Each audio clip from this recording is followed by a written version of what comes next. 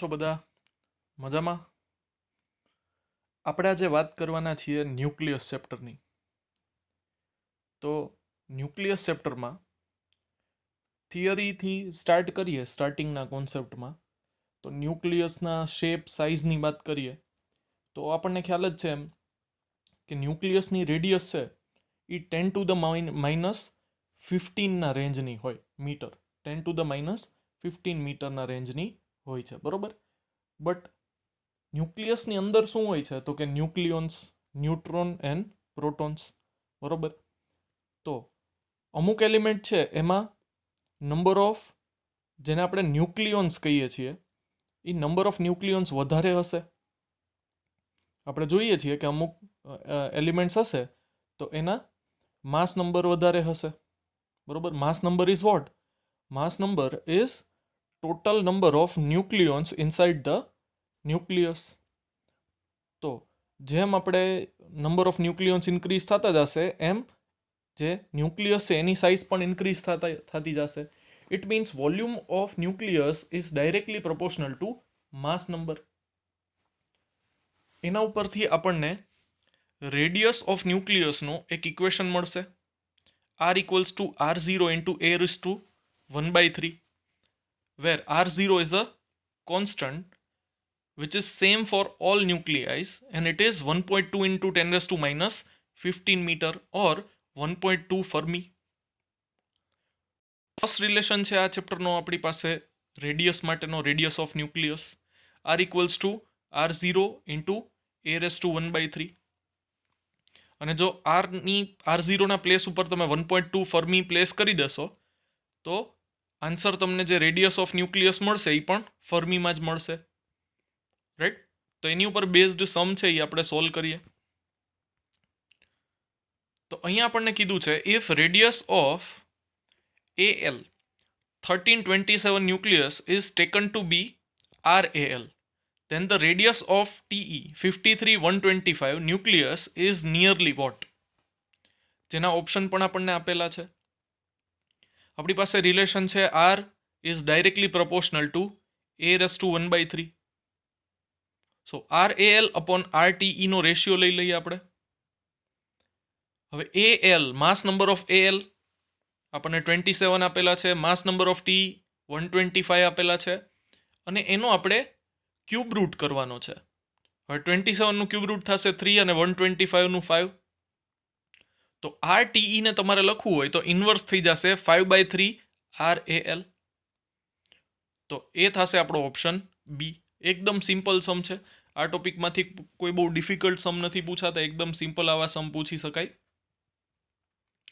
એના પછી the radius of CU 2964 nucleus in fermi is. હવે આ કેસમાં તમને R0 કદાચ ના પણ આપ્યું હોય. R0 which is a constant to find out radius of nucleus, we have to remember its value which is 1.2 Fermi. તો આ કેસમાં આપણે R0 ના પ્લેસ ઉપર 1.2 ફર્મી પ્લેસ કરી દઈએ છીએ અને માસ નંબર છે CU માટે 64. તો એનું ક્યુબ રૂટ 4 થશે તો 1.2 ઇન્ટુ 4 4.8 થશે. તો તમને અહીંયા રેડિયસ ઓફ ધીસ ન્યુક્લિયસ કેટલી મળશે? 4.8 ફર્મી મળશે, રાઈટ. તો આ હતું પેલું રેડિયસ ઓફ ન્યુક્લિયસ વાળો ટોપિક.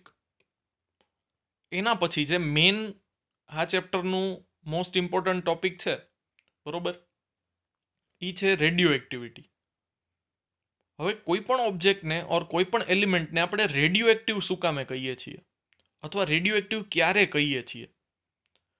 તો જ્યારે ન્યુક્લિયસમાં નંબર ઓફ ન્યુટ્રોન્સ અને નંબર ઓફ પ્રોટોન્સનો આપણે રેશિયો લઈએ N/P.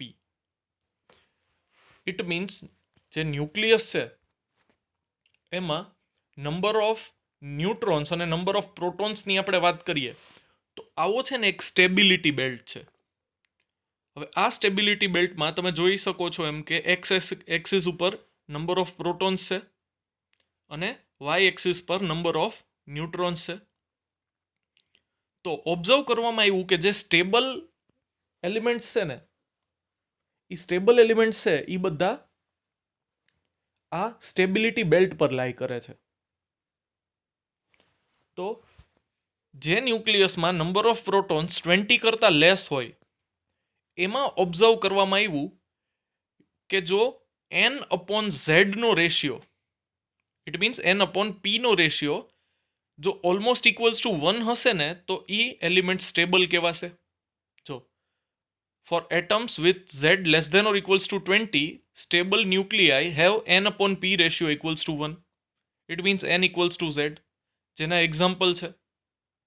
સો HE આપણે 2 અને 4 કહીએ તો માસ નંબરમાંથી આપણે એટોમિક નંબર સબસ્ટ્રેક્ટ કરશું તો આપણને નંબર ઓફ ન્યુટ્રોન્સ મળશે. તો નંબર ઓફ પ્રોટોન્સ તો આપણને એટોમિક નંબર પરથી મળશે 2, અને 4 માઇનસ 2 કરશું તો 2 પ્રોટોન. એ જ રીતે C612માં પણ થશે 6 પ્રોટોન 6 ન્યુટ્રોન. નાઇટ્રોજનમાં પણ N714માં મળશે 7 પ્રોટોન 7 ન્યુટ્રોન, રાઈટ? તો જેનો રેશિયો ઓલમોસ્ટ ઇક્વલ્સ ટુ 1 હોય. એવું જ NAમાં પણ થશે 1121. તો એ પણ ઓલમોસ્ટ રિલેશન શું છે? ઓલમોસ્ટ ઇક્વલ્સ ટુ રેશિયો 1 જ છે, બરોબર? પણ જેમ આપણે એટોમિક નંબર 20 ને ક્રોસ કરશું ફોર ગ્રેટર દેન 20, એ રેશિયો થઈ જશે નિયરલી ઇક્વલ્સ ટુ 1.6, બરોબર? તો જેની પાસે, જે તમે અહીંયા ઉપરનો રિજિયન જોવો છો, અહીંયા આપણે ઉપરના રિજિયનની વાત કરીએ તો જે આ ઉપરનો રિજિયન છે ત્યાં નંબર ઓફ ન્યુટ્રોન્સ અને નંબર ઓફ પ્રોટોન્સનો ratio, it means NP ratio, એ હાયર છે. NP રેશિયો શું છે? હાયર છે. તો NP રેશિયો હાયર હશે, એ પોતાનો NP રેશિયો ડિક્રીઝ કરવાની ટ્રાય કરશે. તો ત્યારે એ શું કરશે? બીટા માઇનસ ડીકે કરશે. અને જ્યાં NP રેશિયો લેસ છે એ NP રેશિયો પોતાનો ઇન્ક્રીઝ કરવાની ટ્રાય કરશે, બરોબર? તો NP રેશિયો ઇન્ક્રીઝ કરવા માટે એ શું કરશે? તો કે NP રેશિયો ઇન્ક્રીઝ કરવા માટે એ આલ્ફા ઓર બીટા પ્લસ ડીકે કરશે. હવે ક્યારે આલ્ફા, ક્યારે બીટા પ્લસ ડીકે કરશે, બીટા માઇનસ ડીકે કરશે, એ બધી આપણે વાત કરીએ, બરોબર, ડિટેલમાં. તો આલ્ફા ડીકે ક્યારે થશે? તો આપણે શું કીધું? તો કે જેની પાસે NP રેશિયો લેસ હોય, જેની પાસે NP રેશિયો લેસ હોય એ શું કરશે? આલ્ફા ડીકે કરશે, બરોબર? એ NP રેશિયો ઇન્ક્રીઝ કરવાની ટ્રાય કરશે. તો NP રેશિયો ઇન્ક્રીઝ કરવા માટે આપણી પાસે સિમ્પલી છે N અપોન P. જેનો NP રેશિયો લેસ છે, ઇટ મીન્સ એમાં નંબર ઓફ પ્રોટોન્સ હાયર છે compared to number of protons, right? So આ રેશિયો ઇન્ક્રીઝ કરવો છે. જેની પાસે લેસ છે એમાં પ્રોટોન્સ વધારે છે, ન્યુટ્રોન્સ ઓછા છે, રાઈટ? તો જો આપણે વાત કરીએ આલ્ફા ડીકે છે, આલ્ફા પાર્ટિકલ છે, it is nothing but a nucleus of helium atom. Helium એટમના ન્યુક્લિયસની જ વાત થાય છે, ઇલેક્ટ્રોન્સની વાત નથી થતી. ન્યુક્લિયસમાં કોણ હશે? તો કે 2 પ્રોટોન હશે અને 2 ન્યુટ્રોન હશે, રાઈટ? તો આ NP રેશિયોને ઇન્ક્રીઝ કરવા માટે શું થશે? તો કે આલ્ફા ડીકે થશે. તો આલ્ફા ડીકેમાં જે એલિમેન્ટમાંથી ડીકે થશે એને કહેવાશે પેરેન્ટ ન્યુક્લિયસ, અને આફ્ટર ડીકે જે રિમેનિંગ રહેશે એ હશે ડોટર ન્યુક્લિયસ. તો હિલિયમ ન્યુક્લિયસ છે એ ડીકે થશે, વિચ ઇઝ આલ્ફા પાર્ટિકલ. તો માસ નંબરમાં 4નું રિડક્શન આવશે અને એટોમિક નંબરમાં 2નું રિડક્શન આવશે, રાઈટ? અહીંયા સમ ઓફ લેફ્ટ હેન્ડ સાઈડ અને રાઈટ હેન્ડ સાઈડ છે ને ઓલવેઝ સેમ જ થવા જોઈએ. જેનું બહુ પોપ્યુલર એક્ઝામ્પલ છે યુરિયમ અને થોરિયમનું, રાઈટ? તો યુરેનિયમ અને થોરિયમનું. તો U92-238માંથી એ કન્વર્ટ થશે થોરિયમ TH9234માં, બરોબર? તો આ કેસમાં સ્ટાર્ટિંગમાં તમે જો એનો રેશિયો જોશો તો નંબર ઓફ ન્યુટ્રોન્સ હશે યુરેનિયમમાં 146 અને નંબર ઓફ પ્રોટોન્સ છે 92. તો એનો રેશિયો 1.58 થયો. હવે જો આલ્ફા ડીકે થાય તો માસ નંબરમાં રિડક્શન આવશે 4નું અને એટોમિક નંબરમાં રિડક્શન આવશે 2નું. તો હવે થઈ જશે નંબર ઓફ ન્યુટ્રોન્સ 144 અને નંબર ઓફ પ્રોટોન્સ 90. તો તો એનો રેશિયો 1.6 થઈ જશે. તો સ્ટાર્ટિંગમાં હતો ન્યુટ્રોન પ્રોટોન રેશિયો લેસ 1.58, હવે થઈ ગયો 1.6. અને આપણે કીધું કે જેનો એટોમિક નંબર ગ્રેટર દેન 20 હોય તો એના માટે સ્ટેબિલિટી બેલ્ટ ક્યારે આવે, તો કે જ્યારે એનો એનપી રેશિયો 1.6 ઇક્વલ્સ ટુ થાય. તો જો અહીંયા થઈ ગયો છે, it means NP ratio increase થયો છે જ્યારે આલ્ફા એમિશન થયું છે, રાઈટ, આલ્ફા ડીકે થયો છે. પછી વાત આવે બીટા ડીકેની. તો બીટા ડીકેમાં બે ટાઈપના બીટા ડીકે થશે, એક બીટા માઇનસ અને એક બીટા પ્લસ. હવે બીટા માઇનસ ડીકે થાય ને it means A electron emit કરે, અને બીટા પ્લસ ડીકે થાય ને ઇટ મીન્સ એ પોઝિટ્રોન. ઇલેક્ટ્રોન જેટલો જ ચાર્જ પણ એનો નેચર પોઝિટિવ, એટલે કે પોઝિટ્રોન એ એમિટ કરશે, બરોબર. તો બીટા માઇનસ ડીકે છે એના માટે થઈને એનો માસ તો 0 થશે, because compared to proton and neutron we neglect the mass of electron. આપણે ઇલેક્ટ્રોનનું માસ પ્રોટોન અને ન્યુટ્રોનની કમ્પેરમાં નિગ્લેક્ટ કરીએ છીએ, રાઈટ. તો આ કેસમાં જો પેરેન્ટ ન્યુક્લિયસ એક્સ હશે તો એમાંથી એક ઇલેક્ટ્રોન એમિટ થશે, ઇટ મીન્સ બીટા માઇનસ. તો રિમેનિંગ જે ડોટર ન્યુક્લિયસ હશે એમાં એટોમિક નંબરમાં 1નું ઇન્ક્રીમેન્ટ થશે. હવે આ કેસમાં શું જોયું, તો કે બીટા માઇનસ ડીકે થયો ને એની સાથે એક એન્ટી ન્યુટ્રિનો પણ એક્ઝિસ્ટ કરવું જોઈએ, બરોબર. જો આ એન્ટી ન્યુટ્રિનો એક્ઝિસ્ટ ન કરે તો બેલેન્સ નહોતું થતું. તો આપણને એમ થાય કે ઇક્વેશનનું બેલેન્સ તો થઈ જાય છે. તો ઇક્વેશનનું બેલેન્સ તો થાય છે આ કેસમાં, જ્યાં એટોમિક નંબર અને માસ નંબર બરોબર છે, બટ પ્રોબ્લેમ થશે એનર્જી થશે. હવે એનર્જીમાં શું થયું, તો કે જે એક્સપેરિમેન્ટ્સ કન્ડક્ટ કર્યા ને એમાં પ્રોબ્લેમ એવો થયો કે જે બીટા માઇનસ ડીકે થતું હતું ને એમાં બીટા માઇનસમાં બહુ બધી એનર્જી છે ને એ જેટલા તમે ઓબ્ઝર્વ કરતા હતા ને બીટા માઇનસ પાર્ટિકલ, તો એમાં બધાની એનર્જી જુદી જુદી હતી. તો એનર્જી લેફ્ટ હેન્ડ સાઈડ ને રાઈટ હેન્ડ સાઈડ બેલેન્સ નહોતી થતી. તો પોલીએ સજેસ્ટ કર્યું કે એન્ટી ન્યુટ્રિનો છે એ પણ ઇમર્જ થવા જોઈએ, બરોબર, જેનો કોઈ માસ કે ચાર્જ નહીં હોય બટ એની પાસે એનર્જી હશે. તો આ એનર્જી બેલેન્સ કરવા માટે એન્ટી ન્યુટ્રિનો છે એ એમિટ થાય છે એવું આપણે એઝ્યુમ કરેલું છે, ઇટ મીન્સ એક્સેપ્ટ કરેલું છે, ઇમેજિન તો નહીં બટ એક્સેપ્ટ કરેલું છે, રાઈટ. તો એના પછી વાત કરીએ આપણે બીટા પ્લસ ડીકેની, રાઈટ. તો બીટા પ્લસ ડીકેમાં આપણે કીધું એમ કે પોઝિટ્રોન છે એ એમિટ થશે, તો +1 થશે રાઈટ હેન્ડ સાઈડ. તો ઇટ મીન્સ જે પેરેન્ટ ન્યુક્લિયસ છે એમાંથી એટોમિક નંબરમાં 1 જેટલું રિડક્શન થશે એટલે બનશે ડોટર ન્યુક્લિયસ.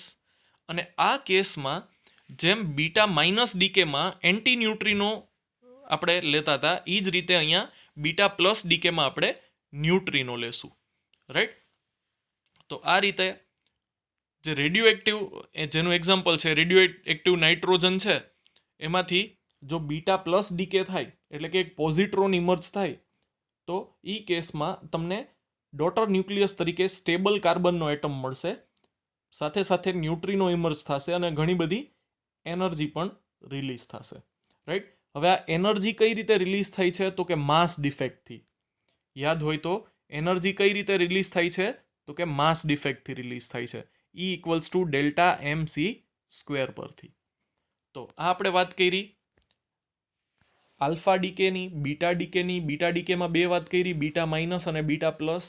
આ થિયરી સેક્શન છે એટલે થોડી સ્પીડ રાખું છું. થિયરી સેક્શન જે આપણે બહુ ડિટેલમાં બોર્ડ વખતે પ્રિપેર કર્યો જ છે, બરોબર. અને લાસ્ટમાં થશે gamma decay.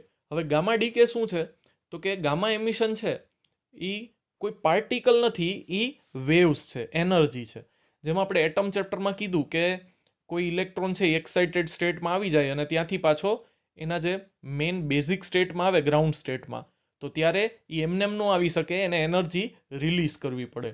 So during this emission of alpha beta plus or beta minus the nucleus get excited. હવે એ પાછું ગ્રાઉન્ડ સ્ટેટમાં જ્યારે આવે ને ત્યારે એનર્જી રિલીઝ કરે. એ એનર્જી રિલીઝ કરે it means A electromagnetic wave emit કરે, જેને કહેવાશે ગેમા વેવ્સ. બરોબર. તો આલ્ફા બીટા ગેમાની આપણે વાત કરી. હવે આપણે વાત કરીએ લો ઓફ રેડિયો એક્ટિવિટીની. હવે લો ઓફ રેડિયો એક્ટિવિટીની વાત કરીએ તો લો ઓફ રેડિયો એક્ટિવિટી એવું કહે છે કે નંબર ઓફ અનડિસઇન્ટિગ્રેટેડ, ઇટ મીન્સ જે ડિસઇન્ટિગ્રેશન થાય છે એમાં નંબર ઓફ અનડિસઇન્ટિગ્રેટેડ ન્યુક્લિયસ છે એ with respect to time proportional છે જે ઇનિશિયલ નંબર ઓફ ન્યુક્લિયસ હતા. જે શરૂઆતમાં ડિસઇન્ટિગ્રેટેડ નહોતા, ઇટ મીન્સ જે એની ઓરિજિનલ સ્ટેટમાં હતા એ with respect to time disintegrate થશે, એટલે કે એનું રેડિયો એક્ટિવ ડીકે થશે. તો એ પ્રપોર્શનલ છે dn by dt is directly proportional to n number of undisintegrated nucleus, right. તો હવે ડીકે થાય છે તો નેગેટિવ સાઇન આવશે, તો એ થશે minus dn by dt equals to lambda N, where proportionality આપણે રિમૂવ કરીએ તો લેમડા એક કોન્સ્ટન્ટ પ્લેસ કરવો પડે, જેને આપણે ડીકે કોન્સ્ટન્ટ કહીએ છીએ. તો અહીંયા dn by n equals to minus lambda dt. તો ઇન્ટિગ્રેટ કરીએ આપણે તો સ્ટાર્ટિંગમાં અનડિકેડ ન્યુક્લિયાઈ કેટલા હતા તો કે n0. અત્યારે આફ્ટર ટાઈમ t કેટલા અનડિકેડ ન્યુક્લિયાઈ છે તો કે n. સ્ટાર્ટિંગમાં ટાઈમ હતો 0, અત્યારે ટાઈમ છે t. તો આપણે આખું એને ઇન્ટિગ્રેટ કરશું તો તમને એક બહુ ઇમ્પોર્ટન્ટ રિલેશન મળશે, જે છે log e n/n0 equals to minus lambda T. બરોબર. આ રિલેશન બહુ જ ઇમ્પોર્ટન્ટ છે, જેનો આપણે યુઝ કરીને ઘણા બધા સમ સોલ્વ કરશું. હવે જો આપણે લોગને રિમૂવ કરી અને રાઈટ હેન્ડ સાઈડ પ્લેસ કરીએ તો એ રેસ ટુ લેમડા ટી થઈ જશે, રાઈટ. એ શું થઈ જશે? e raise to lambda T. તો n equals to n0 into e raise to lambda T. આ પણ એક બહુ જ ઇમ્પોર્ટન્ટ રિઝલ્ટ છે. બરોબર. Where n is the number of nuclei left undecayed at time t and n0 is the initial number of nuclei at t equals to 0, right. તો આ રિલેશનનો use કરી અને આપણે બહુ જ ઇન્ટરેસ્ટિંગ સમ સોલ્વ કરવાના છીએ, રાઈટ. હવે વાત આવે હાફ લાઈફની, જે સૌથી વધારે ઇમ્પોર્ટન્ટ ટોપિક છે આ ચેપ્ટરનો, જે છે હાફ લાઈફ. તો કે હાફ લાઈફ કોને કહેશું?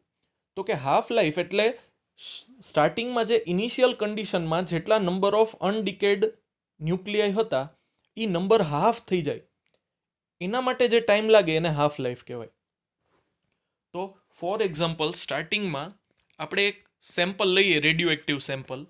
એમાં ફોર એક્ઝામ્પલ 1000 અનડિકેડ ન્યુક્લિયાઈ છે. તો after time of half life this number will be 500. આ ટાઈમને આપણે કહીએ છીએ હાફ લાઈફ, જેને ટી હાફથી ઇન્ડિકેટ કરવામાં આવે છે, ટી અને સફિક્સમાં હાફ. હવે after again half life number of nuclei કેટલા રહેશે અનડિકેડ? તો કે 1000માંથી 500માંથી 0 થશે ને?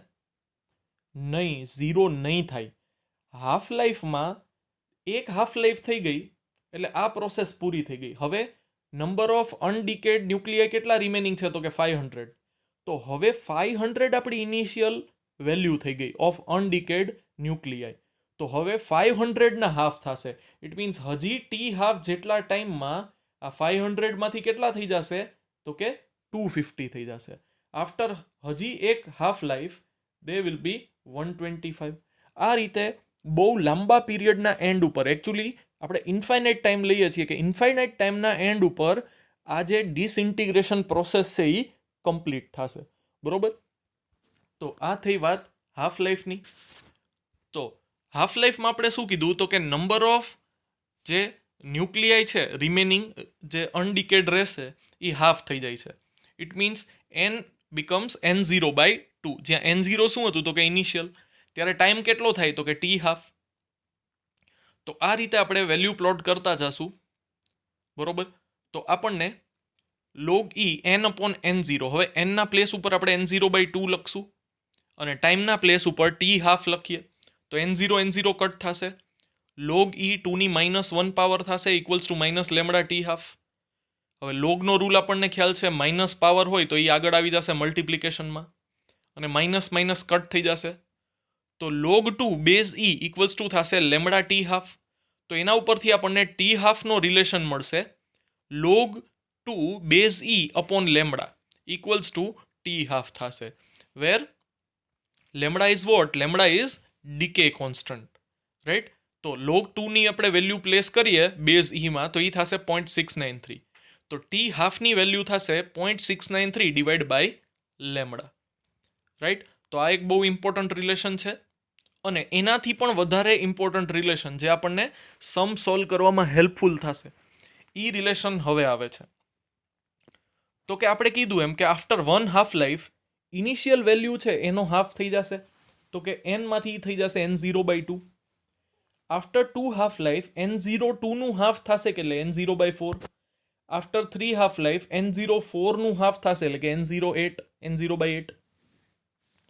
પછી after 4 half life it will become n0/16.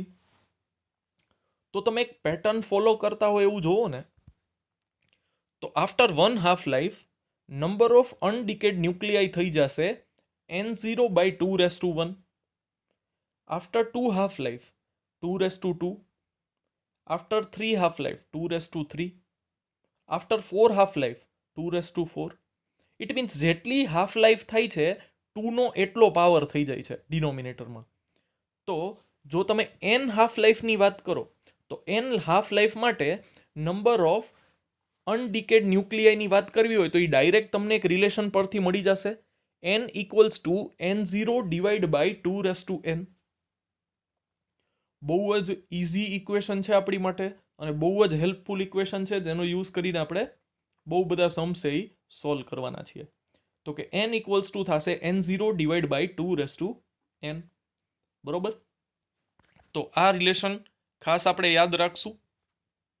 હવે એના પછીના એની ઉપર બેઝડ સમની વાત કરીએ.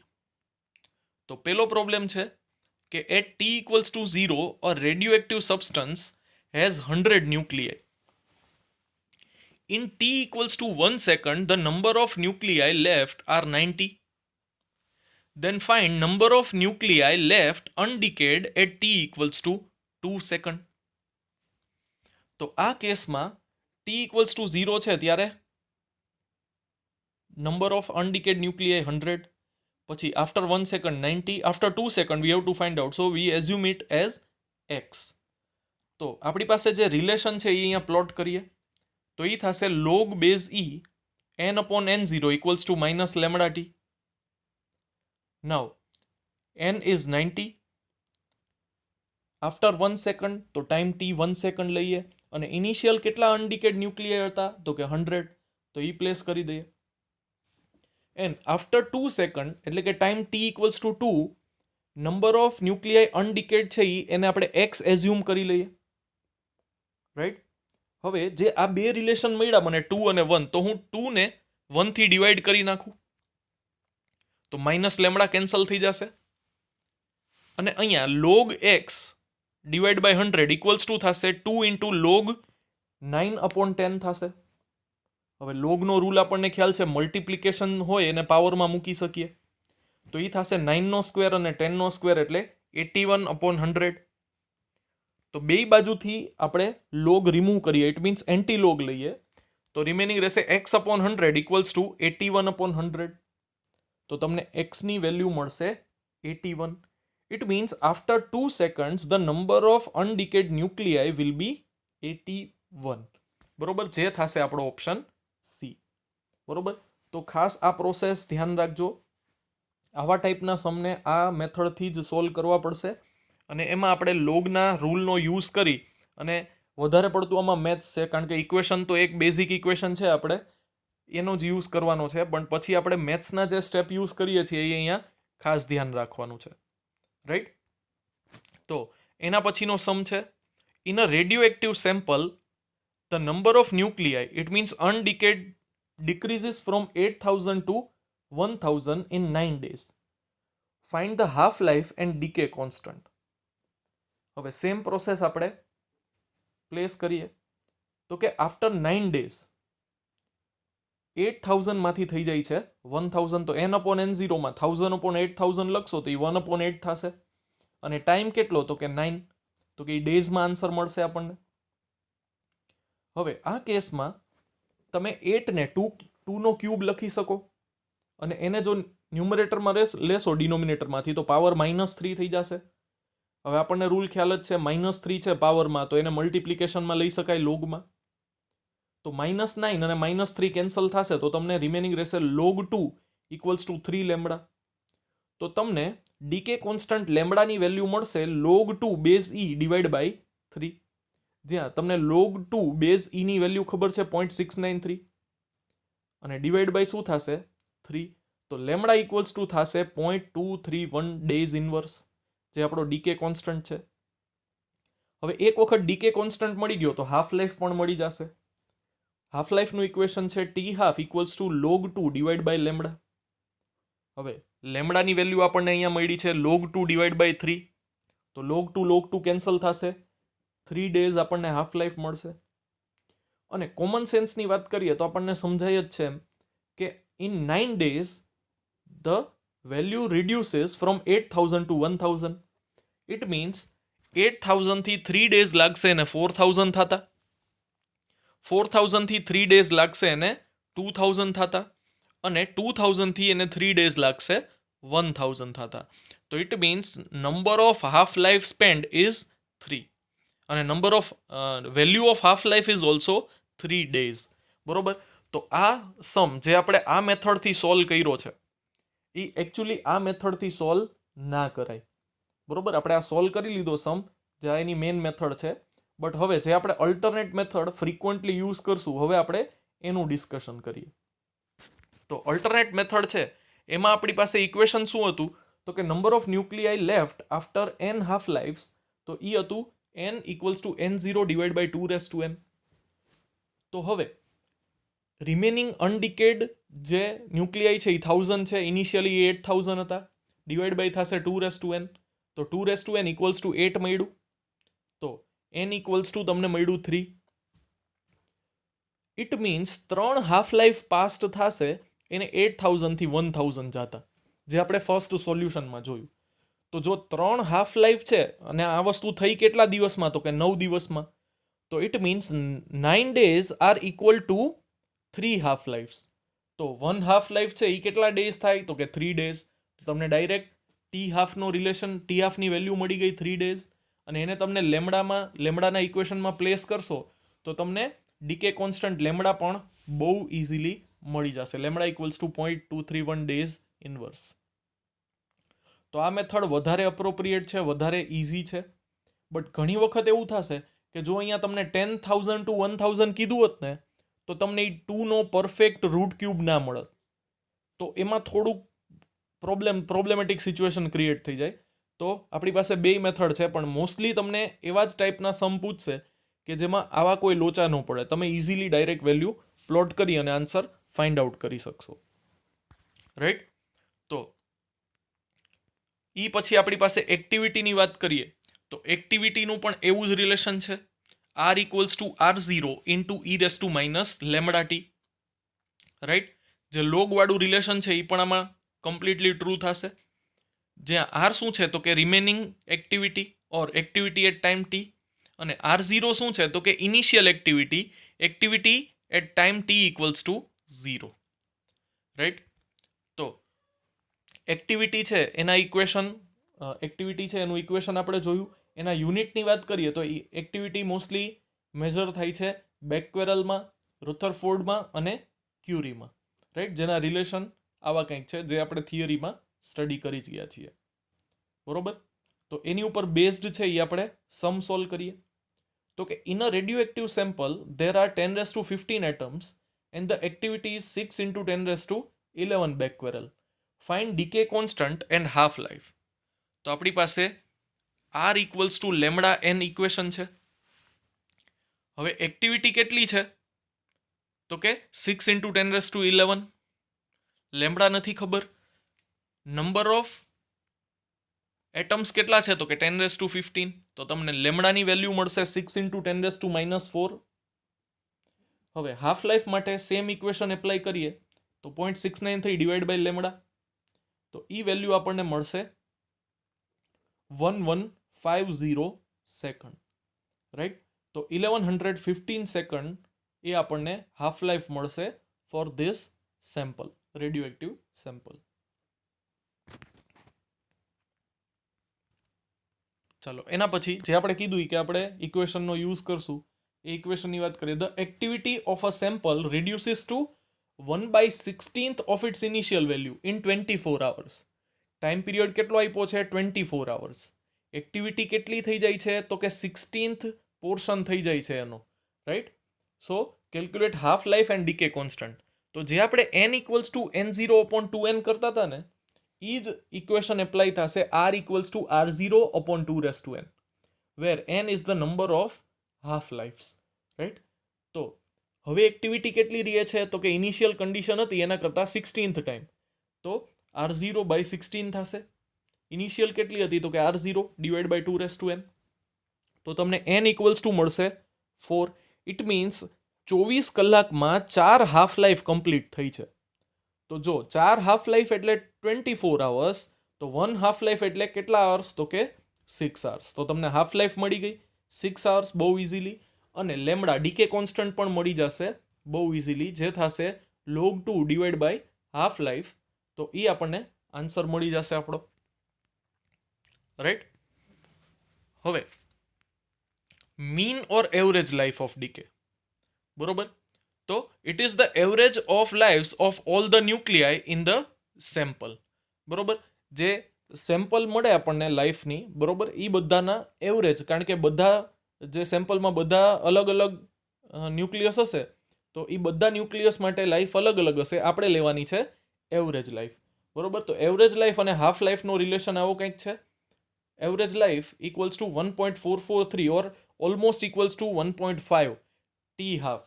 ટી હાફ કરતાં 1.5 ટાઈમ્સ ગ્રેટર હશે, રાઈટ. અને એવરેજ લાઈફ છે એનો રિલેશન ડીકે કોન્સ્ટન્ટ સાથે થશે 1/લેમડા. હવે આપણે જે આલ્ફા બીટા ડીકેની વાત કરી હતી એની ઉપર બેઝડ સમ સોલ્વ કરીએ તો અહીંયા થશે respectively how many alpha and beta minus particles will be emitted when thorium TH90232 changes to Bi83212, right. તો આપણી પાસે પેરેન્ટ ન્યુક્લિયસ છે, ડોટર ન્યુક્લિયસ છે. હવે સ્ટાર્ટિંગમાં બે ડીકે થાય છે, એક આલ્ફા છે અને એક બીટા છે. તો આલ્ફા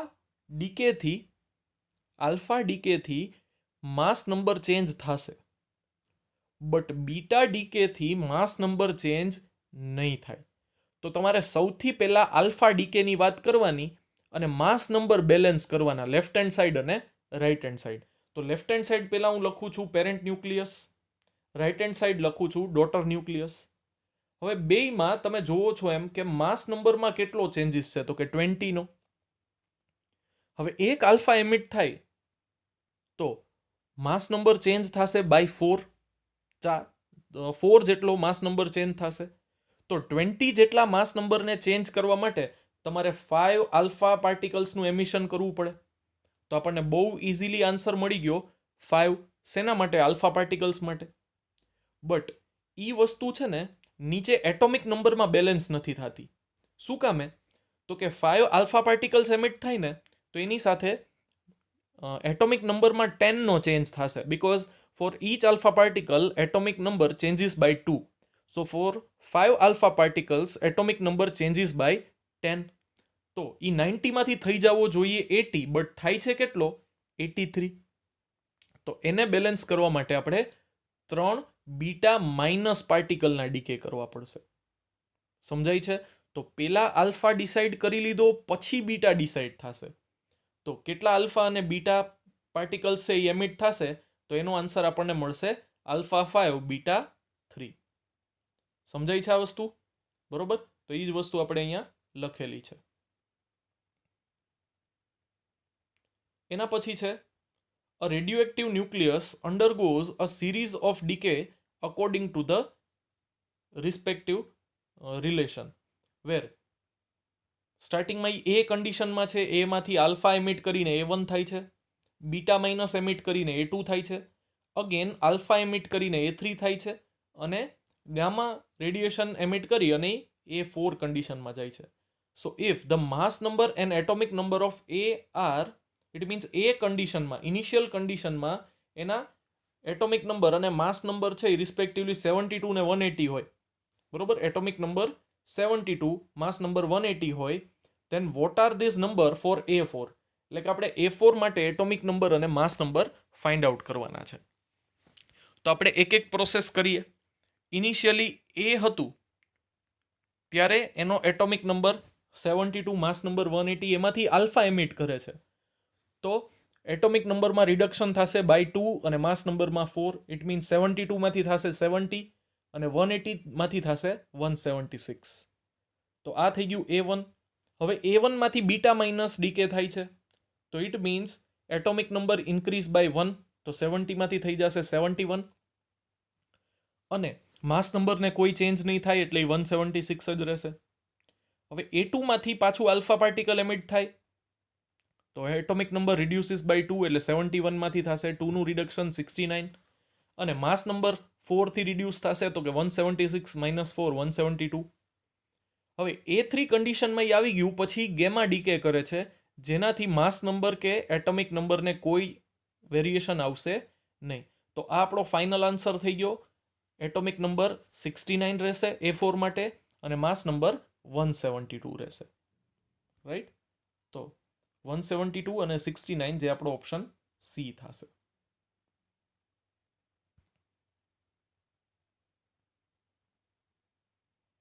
ચાલો, એના પછી આપણી પાસે સમ છે કે the half life of a radioactive element which has only 1/32 of its original mass left after a lapse of 60 days is.